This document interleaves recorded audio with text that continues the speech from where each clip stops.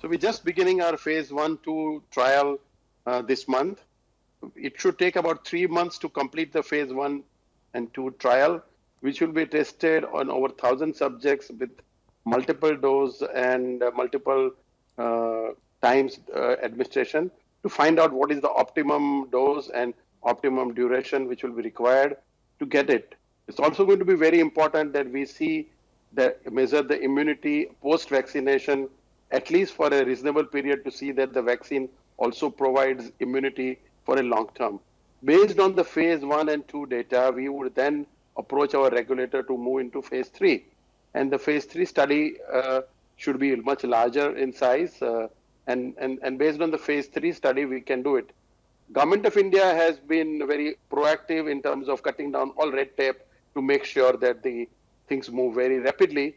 And we expect that if everything goes and moves as we have planned and without any hitch, then we should have vaccine available by end of the year or early next year. Can you give us a better idea of your distribution potential? I mean, how much could you be ready to distribute over what time horizon? And do you envision this vaccine made in India, stayed in India, or would you look to sell it to people outside of the country? So I think it's going to be a global effort. So apart from we will also transfer technologies to companies across the world so that they can also manufacture and supply. The advantage with this vaccine is that it does not require a specialized facility. It can be produced in any other facility which could be producing any recombinant product or a insulin or something like that. So it should be possible for good produce in other countries as well. Given the challenge, the global challenge, a company has in principle decided to make this technology available to whoever wants to have it. Of course, provided they have capability and ethical standards.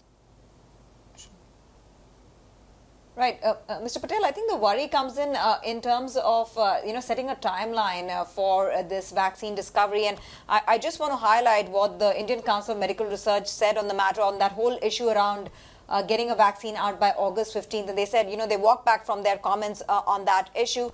Even for you, how do you balance the quality of the process versus the timeline and the deadlines that you need to meet in terms of getting out the vaccine, because Bharat Biotech has been subjected to that.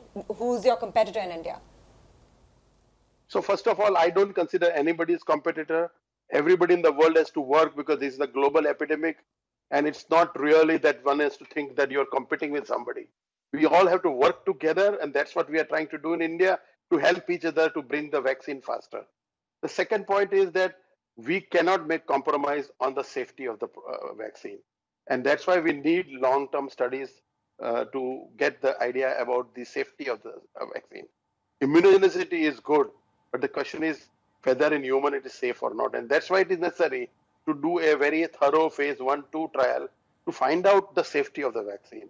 And at the end of the phase 2, we might be able to tell more confidently about the safety of the vaccine and also efficacy of the vaccine, and then move forward.